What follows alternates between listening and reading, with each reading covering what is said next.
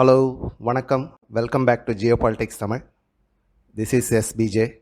இந்த முறை நம்ம ஒரு பார்டர் இஷ்யூஸ் எல்லாம் நம்ம பார்க்குறோம். நம்ம கண்ட்ரியை சுற்றி இருக்கிற பார்டர்ஸு, அது கூட நமக்கு வேறு கான்ஃப்ளிக்ஸ் இஷ்யூஸ் எல்லாம் நடந்துகிட்ருக்கு. ஸோ பேசிக்கலாக அந்த சப்ஜெக்டை பற்றி இன்றைக்கி பேசலாம். இந்தியாவை பொறுத்தவரையிலும் Bangladesh, China, Pakistan, Nepal, Myanmar, Bhutan, Afghanistan, even ஆப்கானிஸ்தானில் வந்து 80 கிலோமீட்டர் நம்ம ஷேர் பண்ணுறோம் பார்டர். ஸோ மேஜராக பார்த்திங்கன்னா பங்களாதேஷ் ஹையஸ்ட் அதாவது 4096 கிலோமீட்டர் பார்டர். அதுக்கப்புறமா சைனா 3917 கிலோமீட்டர்ஸ், பாகிஸ்தான் தேர்ட் பிளேஸில், நேபாள், தென் மியான்மர், அதுக்கப்புறமா பூட்டான். ஸோ நம்மளுக்கு கிட்டத்தட்ட 7 கண்ட்ரிஸ் நம்ம வந்து லேண்ட் பார்டர் வந்து நம்ம ஷேர் பண்ணிகிட்ருக்கோம். ப்ளஸ் அடிஷ்னலாக மெரிடைம் பார்டர் நம்ம சொல்லுவோம், அதாவது கடல் பரப்பில்.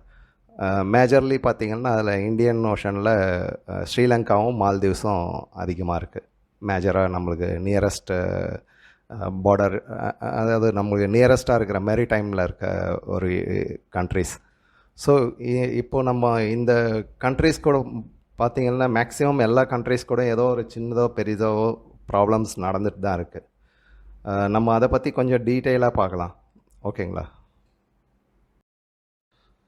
பார்டர் டிஸ்பியூட்ஸ்ன்றது ஒரு கண்ட்ரிக்கு ரொம்ப சேலஞ்சிங்கான ஒரு விஷயம். எப்போ பார்த்தாலும் ஒரு டென்ஷன்ஸ், எப்போவுமே ஒரு டென்ஷன்ஸ் க்ரியேட் ஆகிட்டே இருக்கும், கான்ஃப்ளிக்ஸ் க்ரியேட் ஆகிட்டே இருக்கும்.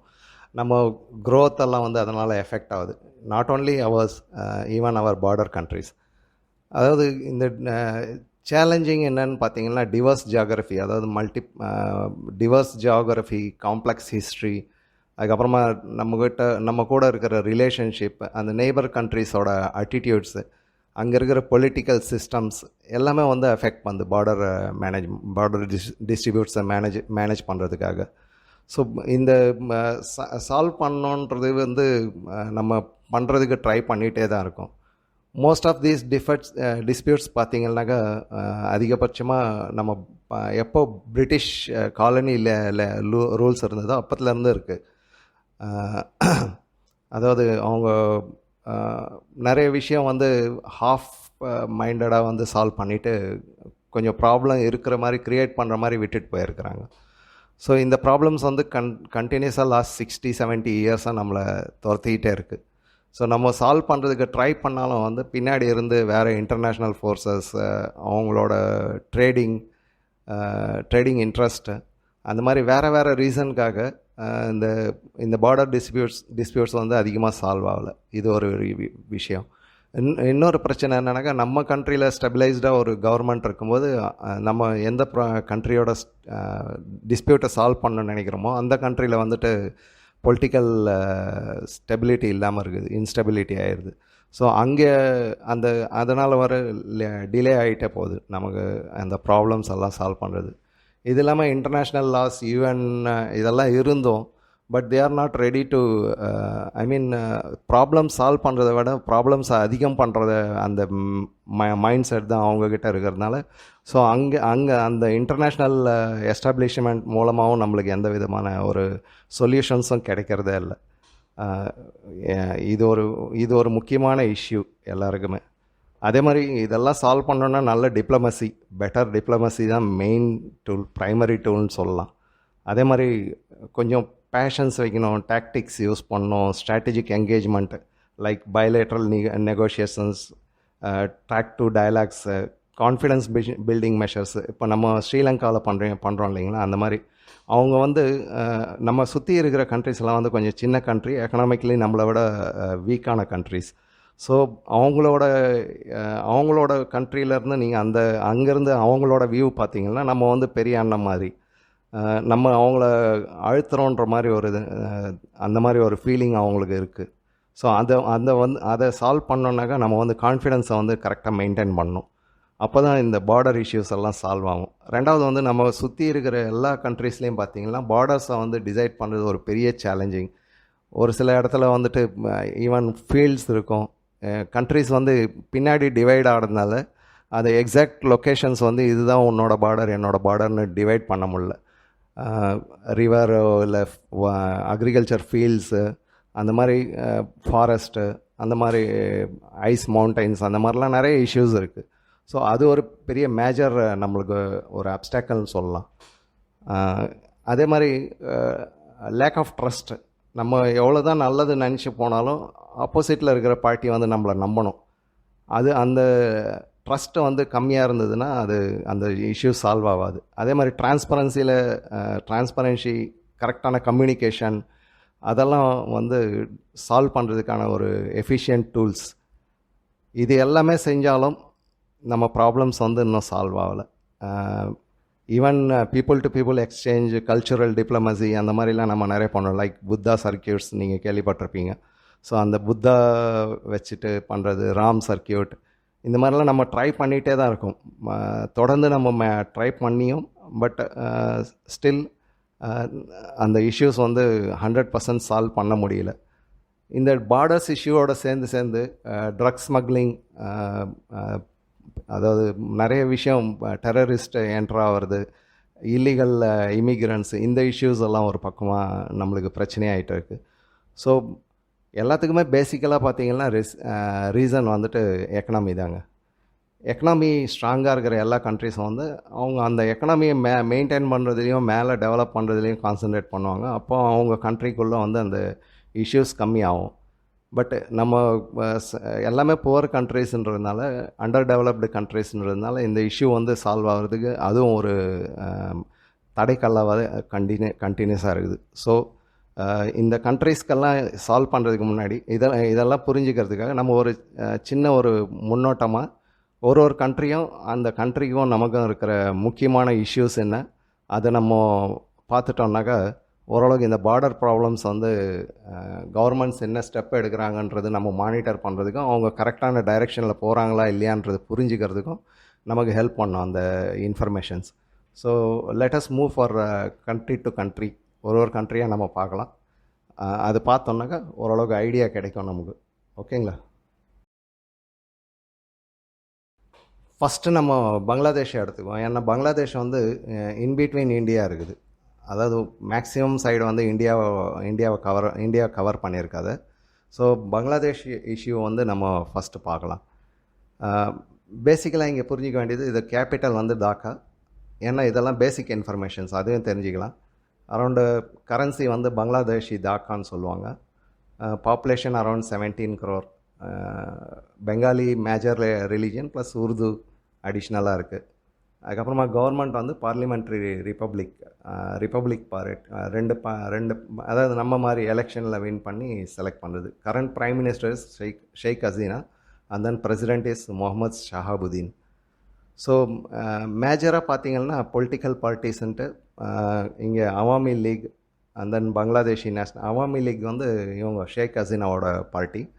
அண்ட் தென் பங்களாதேஷி நேஷ்னலிஸ்ட் பார்ட்டி, அந்த இன்னொருத்தர் இருக்காங்க இல்லைங்களா, அவங்க பேர் மறந்துட்டேன், அவங்க இன்னொரு பார்ட்டி. மேஜராக வந்து இந்த 2 பார்ட்டி தான். அது இல்லாமல் சின்ன சின்ன பார்ட்டிங்க வந்து ஜத்தியா பார்ட்டி, அந்த மாதிரிலாம் நிறையா இருக்குது. 3-4 பார்ட்டி இருக்கும். இது இல்லாமல் நிறைய டெரரிஸ்ட் குரூப்ஸ் வந்து உள்ள ஒர்க் பண்ணிகிட்ருக்காங்க. இன்டர்நேஷ்னல், லோக்கல் டெரரிஸ்ட் அண்டு இதெல்லாம் இருக்கும். சரி, ஓகே. இப்போது மேஜர் டிஸ்பியூட்ஸ்ன்னு பார்த்தீங்கன்னா இந்தியா பங்களாதேஷ்க்கு நடுவில் இருக்கிறது வந்து Teesta river water distribute. Teesta river வந்து இந்தியாவிலேருந்து பங்களாதேஷ் மூலமாக போயிட்டு பே ஆஃப் பெங்காலில் கலக்குது.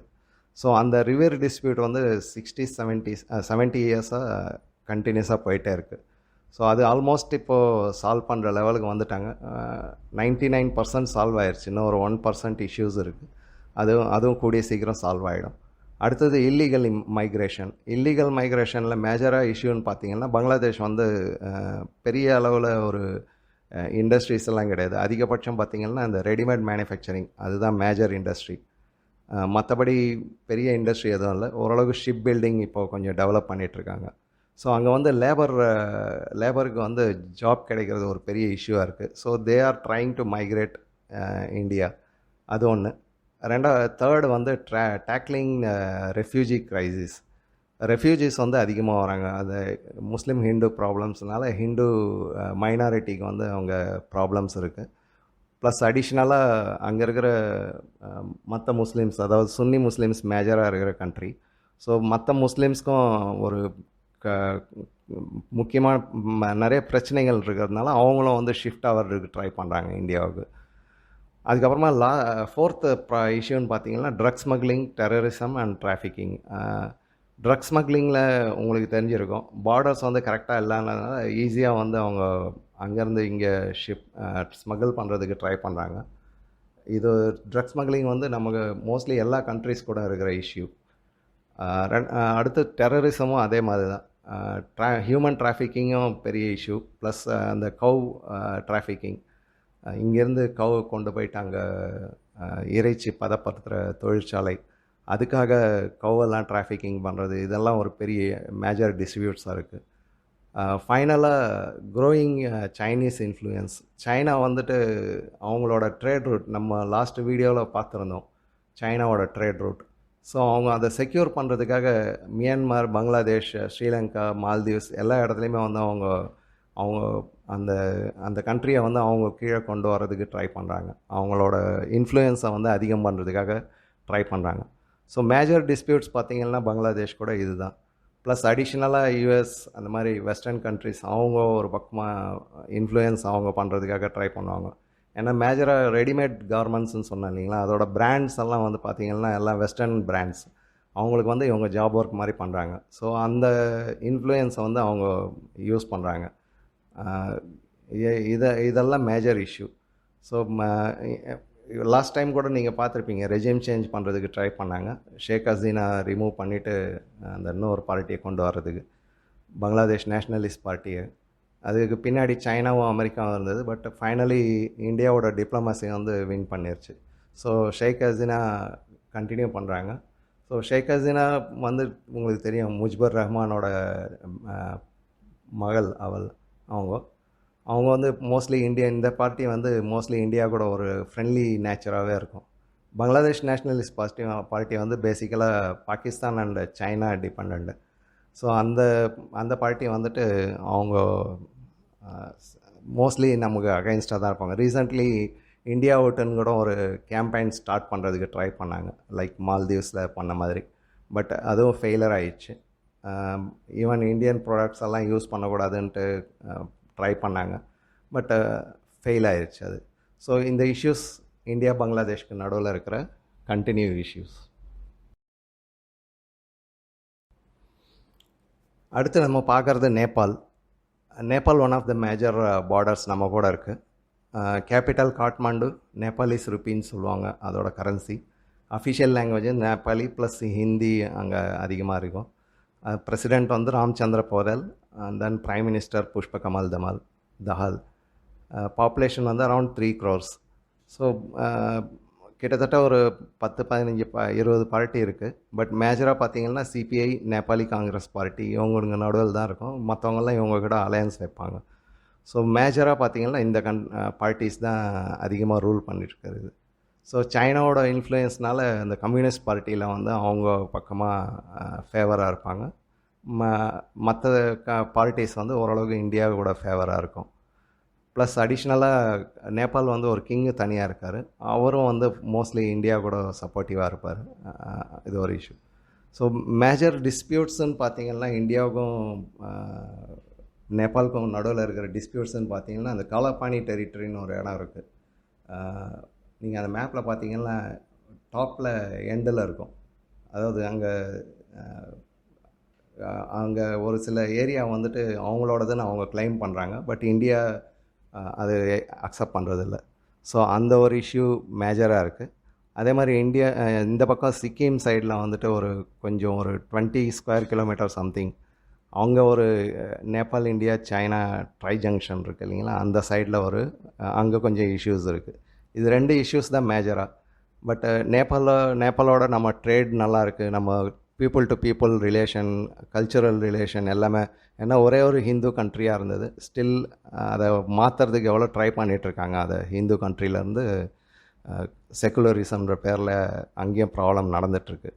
ஸோ இந்த இஷ்யூஸ் எல்லாம் சால்வ் பண்ணோன்னாக்கா இந்தியன் கவர்மெண்ட் வந்து நேபாளில் ரீசெண்டாக எர்த்குவேக் வந்தப்போ கூட ஃபஸ்ட்டு போயிட்டு அசிஸ்ட் பண்ணி நிறைய ஹெல்ப் பண்ணாங்க. அந்த மாதிரிலாம் ஹெல்ப் பண்ணுறது. அதே மாதிரி நேபாள் நேபாள் பீப்புள் வந்து இந்தியன் ஆர்மியில் கூட ஒர்க் பண்ணுறாங்க. ஒரு கூர்கா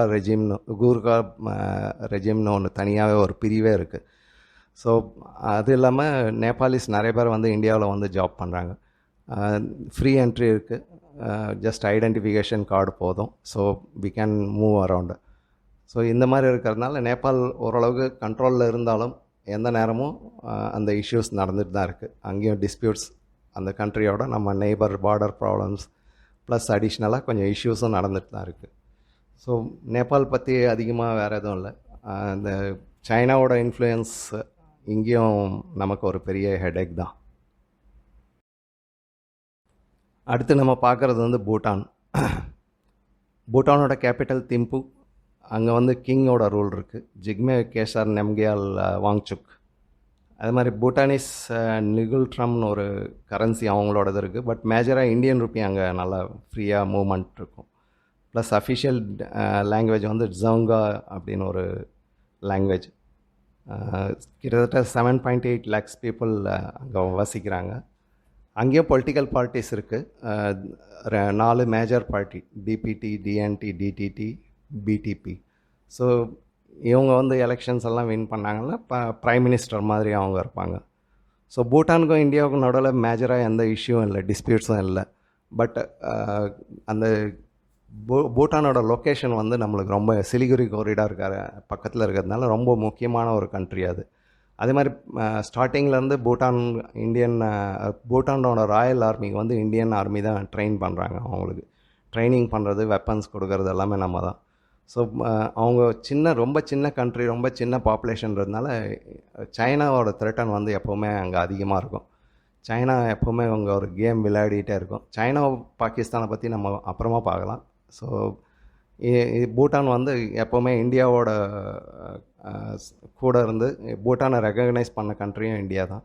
ஸோ அந்த பூட்டான் வந்து நமக்கு நல்ல ஃப்ரெண்ட்லி கண்ட்ரியாக இருந்தாலும் பூட்டானோட பார்டரும் வந்து நமக்கு சைனா கூட டச் ஆகிறதுனால, ப்ளஸ் அடிஷ்னலி சிலிகுரி காரிடர் இருக்கிறதுனால பூட்டான் ஒரு நமக்கு இம்பார்ட்டண்ட்டான கண்ட்ரி. ப்ளஸ் அடிஷ்னலாக இப்போது ரீசெண்டாக பூட்டானுக்கு கொஞ்சம் நம்ம இண்டஸ்ட்ரியல் டெவலப்மெண்ட்லாம் நம்ம பண்ணிகிட்ருக்கோம். ஸோ பூட்டான் மேஜர்லி அந்தளவுக்கு பிரச்சனை இல்லை. பட் ஸ்டில் சைனாவனால் இந்த பிரச்சனை வளர்கிறதுக்கு சான்ஸ் இருக்குது. அடுத்தது ஆப்கானிஸ்தான் பார்த்தோம்னா நம்ம மேஜராக அது கூட ஷேர் பண்ணல பார்டர். பட் ஒன்ஸ் பிஓஜிகே இதெல்லாம் நம்ம கீழே வந்ததுன்னா அப்போது நமக்கு மேஜர் பார்டர் ஷேரிங் கண்ட்ரி ஆகிடும். ஸோ ஆப்கானிஸ்தான் கூட நமக்கு அதிகமாக பிரச்சனை இல்லை. ஆப்கானிஸ்தான் பீப்புள்ஸ் வந்து பேசிக்கலாக இந்தியாவை வந்து லவ் பண்ணுற பீப்புள்ஸ். ஆப்கானிஸ்தான் வந்து ரொம்ப மெயினான ஒரு ஸ்ட்ராட்டஜிக் லொக்கேஷனில் இருக்கிறதுனால அந்த transit roots central Asia access பண்ணுறதுக்காக அதை கிராஸ் பண்ணி தான் போகணுன்ற மாதிரி ஒரு சுச்சுவேஷன். ஸோ எப்போ பார்த்தாலும் இங்கே வந்துட்டு ஸ்டார்டிங்லேருந்து வேறு கண்ட்ரிஸ் இதை டாமினேட், ஃபஸ்ட் ரஷ்யா, தென் யூஎஸ்ஏ, இப்போ சைனா, இவங்க வந்து டாமினேட் பண்ணுறதுக்காக ட்ரை பண்ணிகிட்டே இருக்காங்க. ஸோ அந்த இன்டர்னல் கான்ஃப்ளிக்ஸ் வந்து அதிகமாக இருக்கிற ஒரு கண்ட்ரி. அது இல்லாமல் எத்தனிக் டிவிஷன் வந்து ரொம்ப மேஜராக இருக்கிறது. பார்த்திங்கன்னா பஸ்தூன் அவங்க வந்து 42%. அண்ட் தென் தஜிக்ஸ்ன்னு சொல்லுவாங்க ஒரு குரூப், எத்தனிக் டிவிஷன். அவங்க வந்து ஒரு 27% அவங்க மேஜராக இருக்கிறது. இன்னும் சின்ன சின்ன குரூப்ஸ் எல்லாம் இருக்குது. ஸோ இவங்க 2 பேருக்கு நடுவில் அடிக்கடி கான்ஃப்ளிக்ஸ் ஆகிட்டே இருக்கும். ஸோ இந்த ஒரு இஷ்யூ இன்டர்னல் சிவில் வார்ஸ் வந்து அடிக்கடி நடக்கிறது. பட் இப்போ வந்து கொஞ்சம் குறைஞ்சிருக்கு. ஸ்டார்டிங்கில் ரொம்ப இருந்தது. ஒரு சிலர் அமெரிக்கா சைடு எடுப்பாங்க, ஒரு சிலர் ரஷ்யன் சைடில் இருப்பாங்க. அந்த மாதிரி இப்போ தலிபான் வந்த பிறகு ஓரளவுக்கு ஸ்டெபிலைஸ் ஆகிருக்கு அங்கே கண்ட்ரி. பட் ஸ்டில் எந்த நேரமும் வெடிக்கக்கூடிய ஒரு விஷயம். ஈவன் அங்கே இந்தியா வந்து நிறைய டெவலப்மெண்ட் ஒர்க்ஸ்லாம் நல்லா பண்ணியிருக்காங்க. போர்ட்ஸ்ன்ற டேம்ஸு, பார்லிமெண்ட் கூட நம்ம தான் கட்டி கொடுத்தோம். ஸ்கூல்ஸ், ஹாஸ்பிட்டல்ஸ் எல்லாம் நிறைய கட்டியிருக்கோம். ஸோ இந்தியா கூட ஒரு நல்ல ரிலேஷன்ஷிப் இருக்குது. ப்ளஸ் அடிஷ்னலாக ஆப்கானிஸ்தான் பீப்புள்ஸ் வந்து இந்தியாவில் வந்து எஜுகேஷனுக்காக ரெகுலராக வருவாங்க. Education, medical tours. அவங்களுக்கு வந்து எந்த பிரச்சனையும் இல்லை. அது ஒரு நல்ல விஷயம். அதே மாதிரி கிரிக்கெட் கிரிக்கெட் மூலயமா நம்ம கனெக்ட் ஆகிருக்கிறோம். அவங்க பிளேயர்ஸ் எல்லாம் வந்து இங்கே தான் வந்து ஸ்பெஷலாக ட்ரைனிங் எடுப்பாங்க. ஸோ இதெல்லாம் ஒரு நல்ல விஷயம். அதிகமான பிரச்சனை இல்லை. ப்ளஸ் நமக்கு ஒரு சென்ட்ரல் ஏஷியா அக்சஸ் பண்ணுறதுக்கு ஆப்கானிஸ்தான் ஒரு இம்பார்ட்டண்ட்டான கண்ட்ரி. ஸோ அங்கே நான் ஏற்கனவே சொன்ன மாதிரி வேறு கண்ட்ரி இன்ஃப்ளூயன்ஸ் பண்ணுறதுக்கு பார்க்கறதுனால நமக்கு அந்த இஷ்யூஸ் கொஞ்சம் இருந்துட்டு தான் இருக்குது. மற்றபடி மேஜராக டிஸ்பியூட்ஸ்ன்னு பார்த்திங்கன்னா எதுவும் இல்லை ஆப்கானிஸ்தான் கூட. இப்போது நான் லாஸ்ட் வீடியோவில் சொல்லியிருந்தேன், அந்த ஐஎன்எஸ்டிசி காரிடார் மூலமாக நம்ம ஆப்கானிஸ்தானை ரீச் பண்ணுறதுக்கு நிறைய ட்ரை பண்ணிகிட்ருக்கோம். ஒன்ஸ் அது முடிஞ்சதுன்னா இன்னும் நல்ல டெவலப்மெண்ட் வரும். அதாவது ரிலேஷன்ஷிப் நல்லா டெவலப் ஆகும். நடுவில் இருக்கிற பாகிஸ்தான் தான் நமக்கு இஷ்யூ பண்ணிகிட்ருக்காங்க. Plus Afghanistan. Even last week ஃபுல்லாக ஆப்கானிஸ்தான் பாகிஸ்தான் ரொம்ப மும்முரமாக ஃபைட் பண்ணிகிட்ருக்காங்க. ஸோ ஆப்கானிஸ்தானுக்கு வந்து எப்போவுமே பாகிஸ்தான் மேலே ஒரு கோவம் இருக்கும். அதாவது ஐஎஸ்ஐஎஸ் அந்த மாதிரி எல்லாமே வந்து அமெரிக்காவோட பேச்சை கேட்டு ஆப்கானிஸ்தானுக்கு பிரச்சனை பண்ணது பாகிஸ்தான்ற அவங்களோட ஒரு எண்ணம் இருக்கிறதுனால பாகிஸ்தானோட ரிலேஷன்ஷிப் அவங்களது கொஞ்சம் மோசமாக தான் இருக்கும் எப்போவுமே. ப்ளஸ் ஃப்யூச்சரில் பாகிஸ்தானில் வந்து பஸ்தூன்ஸ் ஜாஸ்தி அந்த சைடில் ஆப்கானிஸ்தான் பார்டரில். ஸோ அந்த பஸ்தூன்ஸ் வந்து எப்போவுமே அவங்க அந்த துரன் லைன் இருக்குது இல்லைங்களா, அதை அவங்க அக்செப்ட் பண்ணுறதே இல்லை. அது பிரிட்டிஷர்ஸ் பண்ணிட்டு போனது. ஸோ அந்த இஷ்யூஸ் துரந்த் லைனை அவங்க அக்செப்ட் பண்ணாததுனால பஸ்தூன்ஸ் இருக்கிற ஏரியா ஃபுல்லாக ஆப்கானிஸ்தானை கூட சேரணும் அப்படின்றது அவங்களோட ஒரு டார்கெட். ஸோ அந்த இஷ்யூஸ் மூலயமா அவங்களுக்குள்ள அடிக்கடி பிரச்சனையாகும். ப்ளஸ் ஈரான் கூட கொஞ்சம் பிரச்சனை இருந்தது, இப்போ கொஞ்சம் சால்வ் ஆகிருக்கு. ஏன்னா அவங்களுக்கு சீ ரூட் கிடையாது, அவங்க லேண்ட்லாக்டு கண்ட்ரி. ஸோ அவங்க ஈரானியோ இல்லை பாகிஸ்தானையோ டிபெண்ட் ஆகிருக்க வேண்டிய ஒரு சுச்சுவேஷன். ஒன்ஸ் இந்த பிஓஜேக்கு இஷ்யூஸ் எல்லாம் சால்வ் ஆச்சுனாக்கா அவங்களுக்கு இந்தியாவிலேருந்து டைரக்ட் அக்சஸ் கிடைக்கும் போது அவங்களுக்கு பாகிஸ்தானிய ஈரானியோ அந்தளவுக்கு பேஸ் பண்ண வேண்டிய அவசியம் இருக்காது. அது ஒரு அட்வான்டேஜ். ஸோ பார்க்கலாம் எப்படி நடக்குதுன்னு. இப்போது கொஞ்சம் நம்ம மெரிடைம் பார்டர், அதாவது கடல் எல்லை ஷேர் பண்ணுற 2 கண்ட்ரிஸை பார்த்துடலாம். ஃபஸ்ட்டில் மேஜராக வந்து பெரிய கண்ட்ரின்னு பார்த்தாக்கா அதில் ஸ்ரீலங்கா இந்தியா ரிலேஷன்ஷிப் ரொம்ப காலமாக பழைய காலத்துலேருந்து இருக்குது. ஈவன் ராணி பத்மாவதி ராஜஸ்தானில் மேரேஜ் பண்ணி கொடுத்தது வந்து ஸ்ரீலங்கன் குவீன் தான். அங்கேருந்து தான் மேரேஜ் பண்ணாங்க. ப்ளஸ் அடிஷ்னலாக சோழா பாண்டியாஸ் அந்த ரிலேஷன்ஷிப்பாக இருக்குது. மேஜராக நிறைய தமிழ் ஆளுங்க அங்கே இருக்கிறதுனால அது ஒரு ரிலேஷன்ஷிப் நடந்துகிட்ருக்கு. ஸோ ஸ்ரீலங்கா பார்த்திங்கன்னா மேஜராக ஸ்ரீலங்கன் பீப்புள்ஸ் ஃப்ரீடம் அலையன்ஸுன்ட்டு மஹிந்த ராஜபக்ஷ, அண்ட் தென் சமகி ஜன பல்வேகியா, அந்த மாதிரி சஜித் பிரேம்தாஸாக இருக்காங்கள அவங்களோட அலையன்ஸ். அதுக்கப்புறமா சுப்ரீம் லங்கா கோயிலேஷன்ட்டு வீரவன்சா அவங்க ஒரு மேஜர் பார்ட்டின்னு பார்த்திங்கன்னா இதுதான். டிஸ்பியூட்ஸ்ன்னு பார்த்தோம்னாக்கா fisheries major dispute first and major dispute. ஏன்னா அந்த மன்னார் வளைகுடா இருக்குது இல்லைங்களா, அந்த ஏரியா ப்ளஸ் அடிஷ்னலாக அந்த பாக் ஸ்ட்ரைட், அந்த 2 இடத்துல வந்துட்டு ஃபிஷிங் ரைட்ஸில் வந்து எந்த மரிடைம் பார்டர் எதுன்றது டிசைட் பண்ணுறதுல பெரிய இஷ்யூஸ். ஆனால் இப்போது எலக்ட்ரானிக் டிஜிட்டல் ஆனதுக்கப்புறமா கொஞ்சமாக அந்த இஷ்யூஸ் எல்லாம் சால்வ் ஆகிட்டுருக்கு. முதல்ல வந்து அந்த ஜிபிஆர்எஸ் சிஸ்டம்லாம் இல்லாதப்போ ரொம்ப மேஜராக இருந்தது அது ஃபிஷரிஸ் யாருக்கு ஷேர் எவ்வளோ, எங்கே யார் ஃபிஷிங் பண்ணலான்ற அந்த கண்டினியூ இஷ்யூ வந்து லாஸ்ட் 670 இயர்ஸாக அது நடந்துகிட்டு இருந்தது. அதே மாதிரி கச்சத்தீவில் ஐலாண்டு அது ஒரு 1974 வந்து நம்ம ஒரு இந்தியன் கவர்மெண்ட்டு அவங்களுக்கு அதை கிஃப்ட் பண்ணாங்க. ஸோ அங்கே ஆனால் கிஃப்ட் பண்ணாலும் அங்கே கண்டினியூ ஃபிஷ் பண்ணுறதுக்கும் அங்கே போயிட்டு வலையெல்லாம் உலர்த்துறதுக்கு அந்த மாதிரி இந்தியன் ஃபிஷர்ஸ் அங்கே போகலான்னு சொல்லிட்டு ஒரு அக்ரிமெண்ட் இருந்தாலும் அடிக்கடி அங்கேயும் பிரச்சனை நடந்துட்டு தான் இருக்குது. ஸோ அது ஒரு second major issue. Then border security and smuggling, maritime borders இருக்கிறதுனால plus smuggling, good smuggling, drugs, illegal immigrants, இதெல்லாம் ஒரு மேஜர் இஷ்யூ. பாகிஸ்தான்லேருந்து ஸ்ரீலங்காவில் போயிட்டு இந்தியாவுக்கு வந்துடுவாங்க, இல்லை பங்களாதேஷ்லேருந்து போயிட்டு வருவாங்க.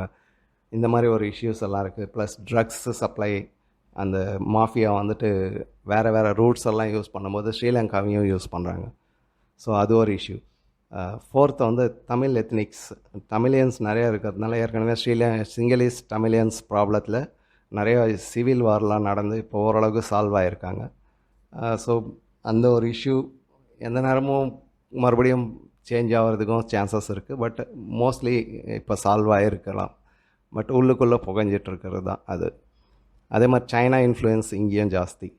சைனா அங்கே வந்துட்டு நிறைய போர்ட்ஸ் அம்பன் தோட்டா போர்ட் அந்த மாதிரி நிறைய இன்வெஸ்ட்மெண்ட்லாம் போட்டு கிரெடிட்டில் அவங்க ரொம்ப கஷ்டப்பட்டப்போ இந்தியா தான் போய் ஹெல்ப் பண்ணி அவங்கள அந்த கிரெடிட்லேருந்து வெளியே வந்தாங்க. ஸோ அது ஒரு. ரெண்டாவது வந்து கொழும்பு போர்ட்டை வந்து மேஜராக டிரான்ஸ்ஷிப்மெண்ட் போர்ட்டாக இருந்தது இந்தியாவுக்கு வர பெரிய பெரிய ஷிப்ஸ் எல்லாம் அங்கே போயிட்டு அங்கேருந்து சின்ன ஷிப்ஸில் கொண்டு வந்து இந்தியாவில் சேர்ப்பாங்க. பட் விழிஞ்சம் போர்ட் வந்ததுக்கு அதனால் ஸ்ரீலங்கா எப்போவுமே ஒரு திமிராக இருந்தது, இந்தியா என் மேலே தான் டிபெண்ட் ஆகிருக்கணும். பட் ஒன்ஸ் இந்த விழிஞ்சம் போர்ட் டெவலப் ஆனதுக்கப்புறமா கொஞ்சம் கொஞ்சமாக அதோட இம்பார்ட்டன்ஸ் குறைய ஆரம்பிக்க ஸ்ரீலங்கா வந்து இந்தியா கிட்ட அந்த பழைய திமிரை வந்து காமிக்க முடியாது. ஸோ அந்த ப்ராப்ளம் சால்வ் ஆகும். ப்ளஸ் அடிஷ்னலாக நம்ம ராம் சர்க்கியூட், புத்தா சர்க்கியூட் அது மூலயமா கல்ச்சுரல் ரிலேஷன்ஷிப்லாம் மெயின்டைன் பண்ணுறதுக்கு ட்ரை பண்ணுறோம். ஸோ இதெல்லாம் மேஜர் இஷ்யூஸ் அண்டு இதெல்லாம் கொஞ்சம் கொஞ்சம் நடந்துகிட்டே தான் இருக்குது. அடுத்து நம்ம பார்க்குறது மால்தீவ்ஸ் பற்றி உங்களுக்கு தெரிஞ்சிருக்கும். இப்போ ரீசண்டாக பெரிய லெவலில் இஷ்யூ ஆகிட்டு இப்போ கொஞ்சம் சைலண்ட் ஆகிருக்கிறாங்க. ரஃப்லி 5 lakhs people. அதோட கேபிட்டல் வந்து மாலேன்னு ஒரு கண்ட்ரி. மேஜராக டூரிசம் டிபெண்ட் ஐலாண்ட் அது. ஸோ அதுலேயும் வந்து 60 to 70% வந்து இந்தியன் டூரிஸ்ட். ஸோ அவங்க நம்ம மேலே ரொம்ப டிபெண்ட் ஆகிருந்தாங்க. பட் அந்த சைனாவோட ட்ரேட் ரூட்டுக்கு நடுவில் வர்றதுனால சைனா வந்து அங்கே இன்ட்ரெஸ்ட் எடுத்து அங்கே இருக்கிற அந்த பார்ட்டி, இப்போ இருக்கிற பிரசிடெண்ட் முகமது முய்ஸு, அவர் வந்து கொஞ்சம் சைடு ஆகிட்டார் சைனா பக்கம். But he is realising now. So அந்த ஒரு இஷ்யூ தவிர மேஜராக பெரிய எதுவும் இஷ்யூ இல்லை இந்தியா கூட. லைக் மெரிடைம் பார்டர் அதிலெல்லாம் பெரிய இஷ்யூ இல்லை. ஆனால் அவங்க இருக்கிறதே வந்து ஒரு 5 லட்சம் பேருன்றதுனால அங்கே எதுவுமே இல்லை, வேறு எதுவும் டூரிசம் தவிர வேறு எதுவும் கிடையாது. அதிகபட்சம் ஃபிஷரிஸ். ஸோ எல்லாத்துக்குமே வந்து நம்ம இந்தியா மேலே டிபெண்ட் ஆகிருக்க வேண்டிய ஒரு சுச்சுவேஷன் இருக்குது அவங்களுக்கு. அதனால அந்த ரிலேஷன்ஷிப் வந்து அப்பப்போ அப் அண்ட் டவுன் ஆகும். வேறு பார்ட்டி மாறும்போது கொஞ்சம் கடுமையாக கஷ்டமாகவும் திருப்பியும் ஸ்மூத்தாகவும் அந்த மாதிரி மாறி மாறி போயிட்டுருக்க ஒரு கண்ட்ரி. ஸோ இதுலேயும் மேஜராக எந்த டிஸ்பியூட்டும் இல்லை, அந்த சைனா இன்ஃப்ளூயன்ஸ் தவிர்த்து. பாகிஸ்தான் சைனா பற்றி அதிகம் பேச வேண்டியதில்லை, எல்லாருக்குமே தெரிஞ்ச விஷயந்தான். ஸோ அதிகமாக நான் அதில் டைம் வேஸ்ட் பண்ணல, ஏன்னா ஏற்கனவே பெருசாகிடும் வீடியோ இன்னும். அது பாகிஸ்தான் அண்ட் சைனா அது வந்து யூஸ்வலாக வந்து நமக்கு எனிமி கண்ட்ரி மாதிரி தான் பிஹேவ் பண்ணுவாங்க. மற்ற கண்ட்ரி மாதிரி கிடையாது. மற்ற கண்ட்ரி ஸ்டாண்ட் சேஞ்ச் ஆகிட்டே இருக்கும். இது 2 கண்ட்ரி வந்து எப்போவுமே ஒரு ஸ்டாண்டில் தான் இருப்பாங்க அகைன்ஸ்ட் இந்தியான்ற மாதிரி. அதில் இப்போது சைனா கொஞ்சம் மாறிட்டு வருது. ப்ளஸ் பாகிஸ்தான் ஏற்கனவே உடஞ்சி துண்டு துண்டாக வர்றதுக்கான சான்சஸ் அதிகம். இன்னும் மேபி நெக்ஸ்ட் டீகேடில் ஒரு 4 கண்ட்ரியாவோ 5 கண்ட்ரியாவோ இல்லை வேறு கண்ட்ரிஸ் கூட ஜாயின் ஆகிறதோ இது நடக்க போகிறது. ஸோ அது நடந்துடுச்சுன்னா பாகிஸ்தான் அந்தளவுக்கு பெரிய ப்ராப்ளம் இல்லை. ஸோ சைனாவை பொறுத்தவரையிலும் அவங்களோட ட்ரேடு என்றைக்கு எக்கனாமியெல்லாம் டவுன் ஆகுது, நம்ம எக்கனாமி ஸ்ட்ராங் ஆகுதோ அப்போ அவங்க அந்த இஷ்யூஸ் வந்து கம்மியாகிட்டே போகும். ப்ளஸ் அடிஷ்னலாக அமெரிக்கா சைனா ப்ராப்ளத்தில் நம்மளை போட்டு குழப்பிட்டுருப்பாங்க. ஸோ இதெல்லாம் தான் மேஜர் இஷ்யூஸ். நம்ம மேனேஜ் பண்ணணுன்னு நினச்சோன்னு வைங்களேன், இந்தியன் பார்டர் டிஸ்பியூட்ஸை வந்து பண்ணணுன்னாக்கா ஃபஸ்ட்டு நம்ம ஹிஸ்டாரிக்கல் அண்டர்ஸ்டாண்டிங் தெரியணும், அவங்களோட ஹிஸ்ட்ரியை ஃபுல்லாக புரிஞ்சிக்கணும். ரெண்டாவது வந்து ஜியோ பொலிட்டிக்கல் அவேர்னஸ் இருக்கணும். அவங்க எந்தெந்த கண்ட்ரி கூட ட்ரேட் பண்ணுறாங்க, என்ன ரிலேஷன்ஷிப், என்ன எக்ஸ்போர்ட்ஸ், அவங்க எது மேலே டிபெண்ட் ஆகிருக்கிறாங்க அவங்க, அதெல்லாம். அதுக்கப்புறமா லீகல் ஃப்ரேம் ஒர்க்ஸ் ரொம்ப இம்பார்ட்டண்ட்டான ஒரு விஷயம். லீகல் ஃப்ரேம் ஒர்க்ஸ்ன்னு சொல்லும்போது இன்டர்நேஷ்னல் லா படி நம்ம டிஸ்பியூட்ஸை சால்வ் பண்ணுறதுக்கான ஒரு பிளானிங். அதுக்கப்புறமா diplomatic strategies as I set ரொம்ப இம்பார்ட்டண்ட்டான ரோல் ப்ளே பண்ணும். இந்த சேலஞ்சஸ் அப்டாக்கிள்ஸ் எல்லாம் எப்படி இந்தியா தாண்டி வர போகிறோன்றது ஒரு மேஜரான ஒரு இஷ்யூ. ரீசெண்டாக வந்து லாஸ்ட் 10 இயர்ஸில் கொஞ்சம் எல்லாமே இம்ப்ரூவ் ஆகிட்டுருக்கு ரிலேஷன்ஷிப் எல்லாம். அதுக்கு மேஜராக வந்து இந்தியா நம்ம பீஸ்ஃபுல் ரிசொல்யூஷன் பண்ணிகிட்ருக்கோம். அதாவது அமைதியான முறையில் நம்ம எல்லாத்தையும் பேச்சுவார்த்தை, நெகோஷியேஷன் அண்ட் என்கேஜ்மெண்ட் பண்ணி அவங்க கூட ஒரு கமிட்மெண்ட்டோடு நம்ம ஒர்க் பண்ணுறதுனால அவங்களும் கொஞ்சம் கொஞ்சமாக இறங்கி வராங்க. ப்ளஸ் எது இருந்தாலும் மேஜராக பார்த்தீங்கன்னா எல்லா கண்ட்ரிலையும் வந்து பொலிட்டிக்கல் பார்ட்டிஸ் இருக்கும் தான். ஒரு பார்ட்டி வந்து இந்தியா கூட க்ளோஸ் ஆச்சுன்னா இன்னொரு பார்ட்டி வந்து ஆப்போசிட்டாக தான் இருக்கும். ஆப்போசிஷன் வந்து மேஜராக பார்த்தீங்கன்னா சைனா இல்லை அமெரிக்கா பக்கமாக போகும். ஸோ இந்த ப்ராப்ளம்ஸ் எல்லாம் சால்வ் ஆகுமான்றது 100% ஆகாது. அப்பப்போ அப் அண்ட் டவுன்ஸ் இருந்துகிட்டே தான் இருக்கும். எனவே நம்ம அதை கரெக்டான மெயின்டைன் பண்ணிட்டு வரணும். ரெண்டாவது வந்து அவங்கள பொறுத்தவரையிலும் இந்தியா ஒரு பெரிய அண்ணன் மாதிரி பார்க்குறாங்க நம்மளை. ஏன்னா அவங்க எக்கனாமிக்கலாக நம்ம ஸ்ட்ராங்காக இருக்கோம். அவங்கெல்லாம் சின்ன சின்ன கண்ட்ரிஸ்னு இருந்தாலும் அவங்க எப்போவுமே வந்து இந்தியன் கவர்மெண்ட்டு நம்மளை டாமினேட் பண்ணுறது அந்த ஒரு ஆங்கிளில் பார்க்குறாங்க. ஸோ அதை வந்து நம்ம ட்ரஸ்ட் எப்படி டெவலப் பண்ண போகிறோன்றது ஒரு சேலஞ்சிங்கான விஷயம். ப்ளஸ் அடிஷ்னலாக அவங்களுக்கு ஹெல்ப் பண்ணணும் எந்த டைமுக்கு. நிறைய கண்ட்ரிஸ் பார்த்துருப்பீங்க, சாரி, நம்மக்கிட்ட எதனா எக்ஸ்பெக்டேஷன் இருக்கும்போது வேணும்ட்டு சைனா பக்கமாக ஒரு பெண்ட் ஆவாங்க. உடனே நம்மக்கிட்ட இருந்து கொஞ்சம் லோன்ஸோ இல்லை ஏதாவது பைசாவோ வாங்கிட்டு மறுபடியும் கொஞ்ச நாள் சைலண்டாக இருப்பாங்க. மறுபடியும் வேணும் போது மறுபடியும் சைனா பக்கம் போகிற மாதிரி காம்பு. ஸோ இந்த கேம்ஸ் எல்லாம் ஜியோ பொலிட்டிக்கல் கேம்ஸ் எல்லாம் நடந்துகிட்டே தான் இருக்கும். நம்ம நேஷ்னல் இன்ட்ரெஸ்ட் படி நம்ம டெரிட்டரியல் இன்டெகிரிட்டி எல்லாம் மெயின்டைன் பண்ணுறது, பார்டர் டிஸ்பியூட்ஸ் எல்லாம் சால்வ் பண்ணுறது இந்த நெக்ஸ்ட்டு 10 இயர்ஸ் வந்து ரொம்ப முக்கியமான விஷயம். எந்த அளவுக்கு நம்ம அவங்களோட டீல் பண்ண போகிறோன்றது. ஸோ இதில் மேஜராக பார்த்திங்கன்னா பங்களாதேஷ், ஒரு மால்தீவ்ஸ், ரெண்டும் வந்து Islamic country. Sri Lanka basically Buddhist country. And then Myanmar, அதை பற்றியும் சொல்லணும்னு நினச்சேன். அதை பற்றி கொஞ்சம் டேட்டா படிக்க வேண்டியிருக்கு. ஸோ நெக்ஸ்ட்டு வீடியோவில் அதை பற்றி சொல்லலாம். ஓகே, ஸோ இமீடியட்டாக இந்த ப்ராப்ளம்லாம் சால்வ் ஆகிடும். அது மோடி இருந்தாலும் சரி, ராகுல் காந்தி வந்தாலும் சரி, இல்லை வேறு பார்ட்டி வந்தாலும் சரி, இந்த ப்ராப்ளம்ஸ் வந்து கொஞ்சம் அப் அண்ட் டவுன்ஸ் இருந்துகிட்டே தான் இருக்கும். அதே சமயத்தில் நம்ம கண்ட்ரியில் ஸ்டெபிலைஸ்டு ஒரு கவர்மெண்ட் இருக்கும்போது அந்த ப்ராப்ளம்ஸ் குறையிறதுக்கு சான்சஸ் இருக்குது. So and particularly committed leaders இருக்கணும். லைக் இந்திரா காந்தி அந்த மாதிரி அவங்கெல்லாம் நல்ல லீடர்ஸ் தான். But they are lacking Jio political knowledge. அந்த சிலிகுடர் ப்ராப்ளம்லாம் சால்வ் பண்ணியிருக்கலாம் அந்த டைமுக்கு. பங்களாதேஷ் லிபரேஷன் அப்போவே அதெல்லாம் சால்வ் பண்ணியிருக்கலாம். சரி, ஓகே, எல்லாம் முடிஞ்சது. இப்போ இதுக்கப்புறமா இப்போ இருக்கிற நான் பார்த்த வரலாம் கமிட்மெண்ட் வந்து இப்போ இருக்கிற கவர்மெண்ட் கிட்ட நல்லாயிருக்கு. ஸோ இந்த கமிட்மெண்ட் இவங்க வந்து நெக்ஸ்ட்டு 5 இயர்ஸில் இந்த ப்ராப்ளம்லாம் சால்வ் பண்ணுவாங்கன்னு நினைக்கிறேன். Okay, let us watch, monitor the government, how they act with the neighbors. Okay, thank you for watching. Bye bye. Jai Hind.